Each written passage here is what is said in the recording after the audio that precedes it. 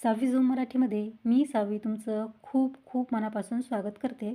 आज मी तुम्हाला साबुदाणा जराही न शिजवता आणि हे पापड बनवताना एक थेंबही तेलाचा वापर न करता साबुदाणा आणि बटाट्याचे खमंग खुसखुशीत पापड बनवून दाखवणार आहे. तर तुम्ही पाहू शकता हे पापड तळल्यानंतर दुप्पट नाही तर तिप्पट चारपट फुलतात आणि करायलाही खूप सोपे आहे. तुम्ही पहिल्यांदा जरी पापड बनवायचा विचार करत असाल तरीसुद्धा हे पापड तुम्ही अगदी परफेक्ट बनवाल ही माझी खात्री आहे. चला तर मग आता वेळ न घालवता पटकन रेसिपीला सुरुवात करूयात. सुरुवातीला आपण साबुदाणा भिजत घालूयात. त्यासाठी एका मोठ्या बाउलमध्ये आपल्याला 1 वाटी साबुदाणा काढून घ्यायचा आहे. साबुदाण्याचं वजनी प्रमाण सांगायचं झालं तर 250 ग्राम म्हणजेच पाव किलो आपण इथे साबुदाणा घेतलेला आहे. साबुदाणा आपल्याला मोजूनच घ्यायचा आहे. वाटीने किंवा ग्लासने किंवा इतर कुठल्याही घरातील भांड्याने तुम्ही साबुदाणा मोजून घेऊ शकता. आता हा साबुदाणा आपल्याला 2-3 पाण्याने स्वच्छ धुवून घ्यायचा आहे. त्यासाठी यामध्ये आपल्याला भरपूर पाणी घालायचं आहे आणि हाताने चोळून 2 ते 3 पाण्याने हा साबुदाणा अशा प्रकारे स्वच्छ धुवून घ्यायचा आहे. तर तुम्ही पाहू शकता साबुदाणा मी धुवून घेतला आहे आणि यामधलं पूर्ण पाणी देखील काढून टाकलं आहे. आता यामध्ये आपल्याला कडकडीत गरम केलेलं 2 वाटी पाणी घालायचं आहे. आपण ज्या वाटीने साबुदाणा मोजून घेतला ना त्याच वाटीने आपल्याला इथे 2 वाटी पाणी गरम करून घ्यायचं आहे आणि मग यामध्ये घालायचं आहे. आता हा साबुदाणा आपल्याला रात्रभर भिजण्यासाठी झाकण ठेवून असाच साईडला ठेवून द्यायचा आहे. आता दुसऱ्या दिवशी सकाळी आपल्याला साबुदाण्याचे पापड बनवायला घ्यायचे आहेत. तर तुम्ही पाहू शकता साबुदाणा आपला अगदी छान असा भिजलेला आहे. आपण यामध्ये पाणी घातलेलं सुद्धा अगदी परफेक्ट झालेलं आहे. छान ओलसर आपला साबुदाणा भिजून तयार झाला आहे. आता साबुदाणा आपल्याला अशा प्रकारे छान मोकळा करून घ्यायचा आहे. हा साबुदाणा भिजवताना आपण यामध्ये कडकडीत गरम पाणी घातलं होतं. त्यामुळे साबुदाणा अगदी छान फुलून आलेला आहे आणि आपण गरम पाण्यामध्ये हा साबुदाणा भिजून घेतल्यामुळे आपल्याला परत हा साबुदाणा शिजवून घ्यायची अजिबात गरज पडत नाही. तर तुम्ही पाहू शकता साबुदाणा मी छान असा मोकळा करून घेतला आहे. आता हा साबुदाणा आपण थोडा असा साईडला ठेवून देऊयात. आज आपण साबुदाणा बटाटा पापड बनवतोय तर त्यासाठी आपल्याला बटाटे देखील लागणार आहेत. तर इथे मी अर्धा किलो बटाटे उकडून घेतलेले आहेत.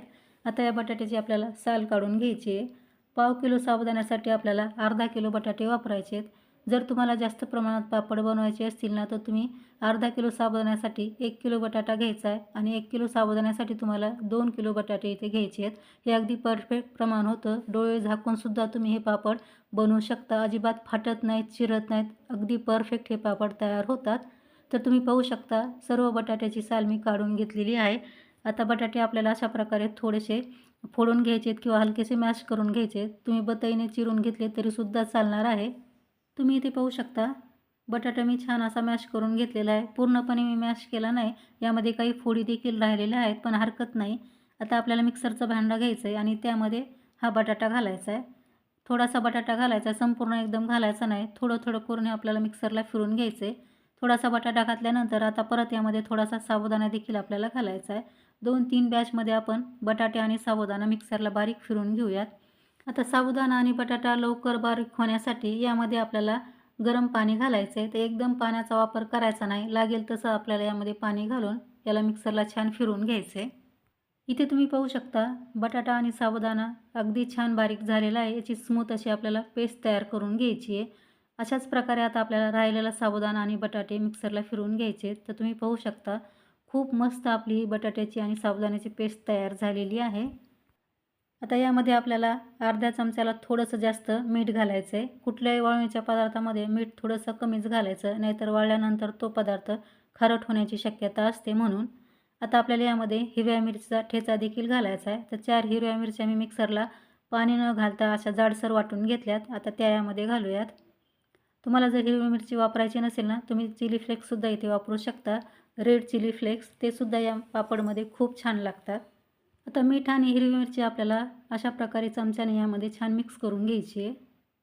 उपवासाला जर तुम्ही जिरे, तीळ आणि कोथिंबीर खात असाल ना तर ते सुद्धा यामध्ये घालू शकता.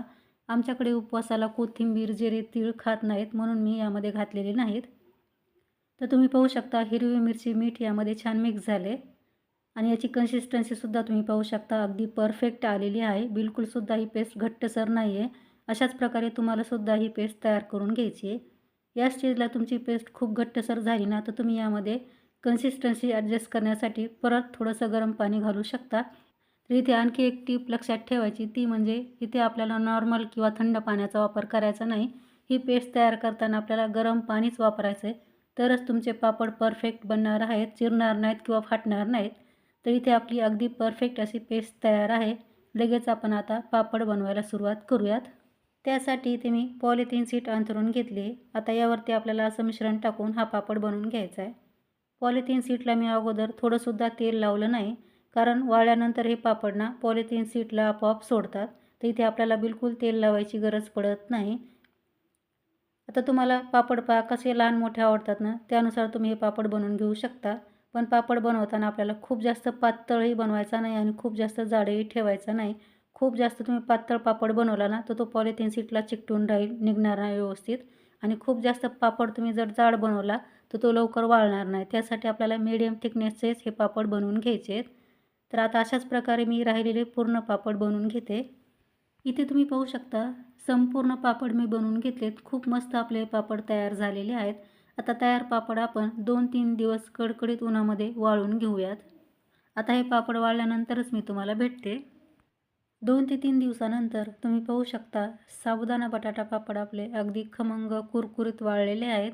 अशा प्रकारे आपल्याला हे पापड छान वाळवून घ्यायचे आहेत, म्हणजे ते वर्ष 2 वर्ष छान टिकतात. तर तुम्ही पाहू शकता, पापड आपले अगदी परफेक्ट बनलेत आणि छान पांढरे शुभ्रही तयार झालेत.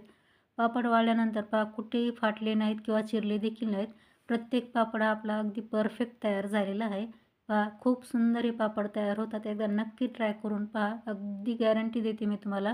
तुम्ही अगदी परफेक्ट हे पापड तयार कराल. तर पहा खूप सुंदर हे पापड तयार झालेत. आपण हे पापड बनवताना पॉलिथिन शीटला एकही थेंब तेलाचा वापर केला नाही, तरीसुद्धा पापड पहा परफेक्ट आपले निघालेले आहेत, म्हणजे पॉलिथिन शीटपासून वेगळे झालेले आहेत.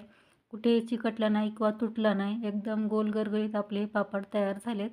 असे तयार पापड तुम्ही वर्ष 2 वर्ष स्टोअर करून ठेवू शकता. अजिबात खराब होत नाहीत. आता हे पापड मी तुम्हाला तळून देखील दाखवते. त्यासाठी इथे कढईमध्ये मी गॅसवरती तेल अगोदरच गरम करायला ठेवलं होतं. तेल आपल्याला छान कडकडीत गरम होऊ द्यायचं आहे आणि मग त्यामध्ये अशा प्रकारे पापड तळून घ्यायचा आहे. तर तळल्यानंतर पहा पापड मस्त 4 पटीने फुललेला आहे. खूप मस्त हे पापड तयार होतात आणि खायलाही तितकेच खमंग खुसखुशीत लागतात. हे पापड बनवताना तुमच्याकडे जर उन्हाची सुविधा नसेल ना, तर तुम्ही फॅनखाली सुद्धा हे पापड वाळवून घेऊ शकता. फॅनखाली पापड वाळण्यासाठी थोडासा जास्त वेळ लागतो. तर तुम्ही पाहू शकता, काही पापड मी इथे तळून घेतलेत. खूप सुंदर आपले पांढरे शुभ्र असे पापड तयार झालेले आहेत. पापड बनवताना आपण थोडाही साबुदाणा शिजवून घेतला नाही, तरीसुद्धा पाहू शकता पापड काय मस्त तयार झालेले आहेत.